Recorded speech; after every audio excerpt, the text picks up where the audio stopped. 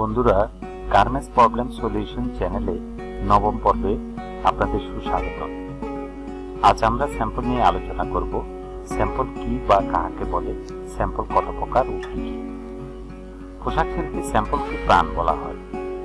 সর্বপ্রথমে আজ আমি পোশাক শিল্প মালিকদের অভিনন্দন জানাবো, কারণ ওনারা হাজার কোটি টাকা ইনভেস্ট করে আমাদের দেশের লক্ষ লক্ষ শ্রমিক এবং কর্মচারীদের কাজ করার সুযোগ করে দিয়েছেন। তারপর আমি ধন্যবাদ জানাবো মার্চেন্ডাইজার ডিপার্টমেন্টকে। একজন মার্চেন্ডাইজারের সুদক্ষ কলাকৌশলী দিয়ে স্যাম্পল ডিপার্টমেন্টের কাছ থেকে স্যাম্পল তৈরি করে বায়ারের কাছে পাঠিয়ে লক্ষ লক্ষ পিস অর্ডার আনতে সামর্থ্য অর্জন করে।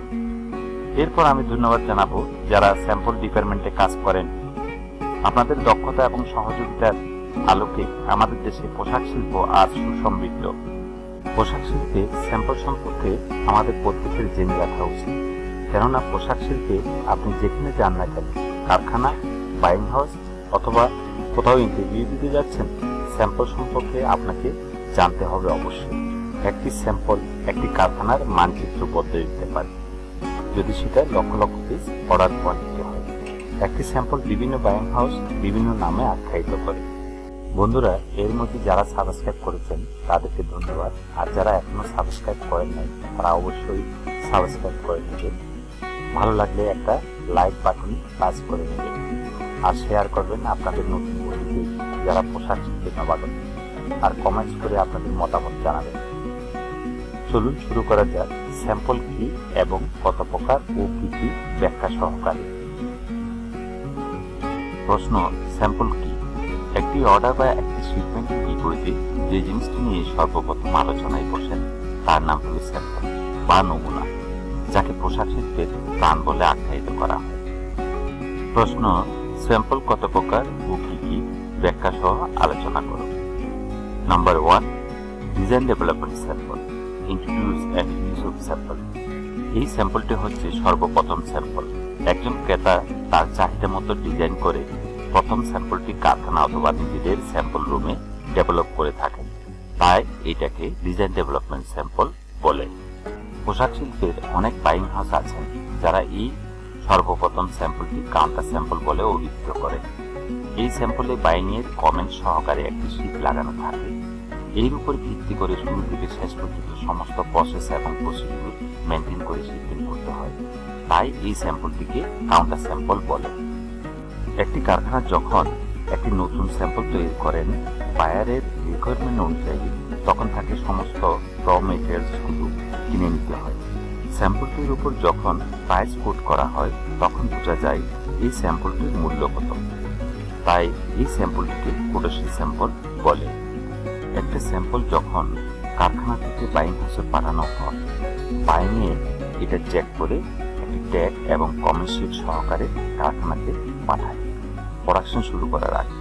এই স্যাম্পলকে ফলো করে পরবর্তী সমস্ত প্রসেস মেনটেন করতে হয়, তাই এই স্যাম্পলটাকে ট্যাগ স্যাম্পল বলে। একজন ক্রেতা এই স্যাম্পলটি নিয়ে তার যে কান্ট্রিতে শিপমেন্ট করবেন ওই সাইজের ডামিতে পরিয়ে পোশাকের অ্যাডজাস্টমেন্ট চেক করেন।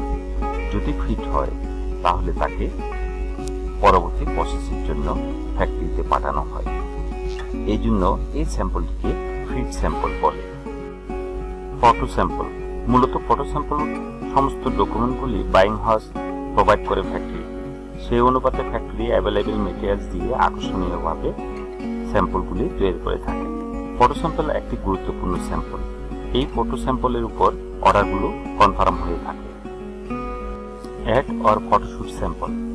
অ্যাড বলতে আমরা যেটা বুঝি, কোনো প্রদর্শনী মিডিয়ায় যেই স্যাম্পলগুলি দেখানো হয় তাকে অ্যাড অর ফটোশুট স্যাম্পল বলে।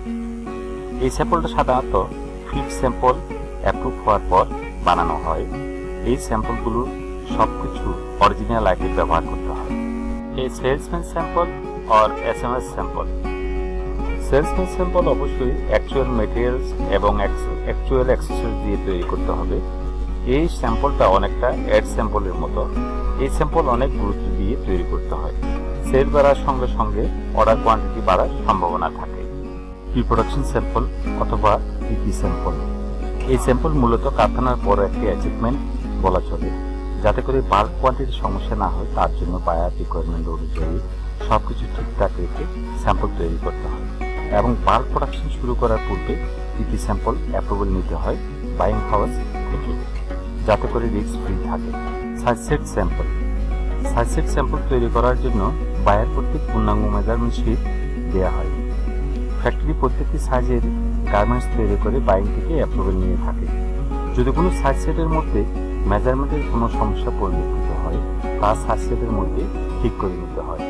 পিপি স্যাম্পল অর্থাৎ গার্মেন্টস পারফরমেন্স টেস্ট স্যাম্পল মূলত গার্মেন্টসের যত রকম টেস্ট আছে, যেমন chemical test, button zipper, nickel free test, shrinkage test, wash test, একটি গার্মেন্টসের পারফরমেন্স টেস্ট করে বলে একে জিপিটি স্যাম্পল বা গার্মেন্টস পারফরমেন্স টেস্ট স্যাম্পল বলে। 12 নম্বরে আছে টপ স্যাম্পল অর্থাৎ টপ অফ প্রোডাকশন। ফ্যাক্টরিতে যখন প্রোডাকশন চলে তখন বাইং কিছু স্যাম্পল পিক করে তাদের অফিসে নিয়ে চেক করে রিলেটেড লোক দিয়ে বাইরের রিকোয়ারমেন্ট মতো সবকিছু ঠিক মতো করা হয়েছে কিনা তা দেখা হয়, তাই এটাকে টপ অফ প্রোডাকশন স্যাম্পল বলে।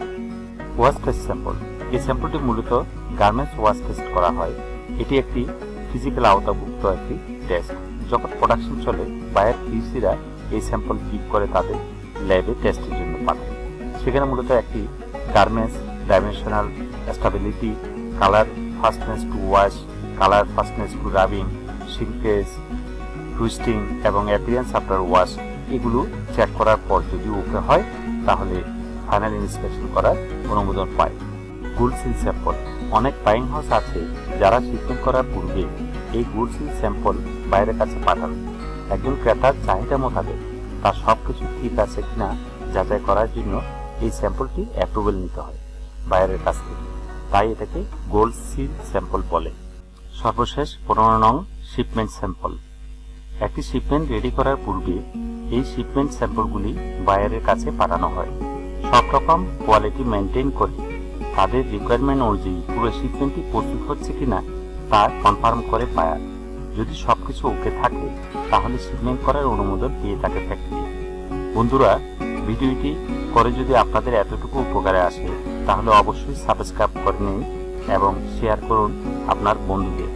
আপনার মূল্যবান কমেন্টসটি লিখে পাঠান আর একটা লাইক দিবেন পরবর্তী ভিডিও নিয়ে আসার জন্য।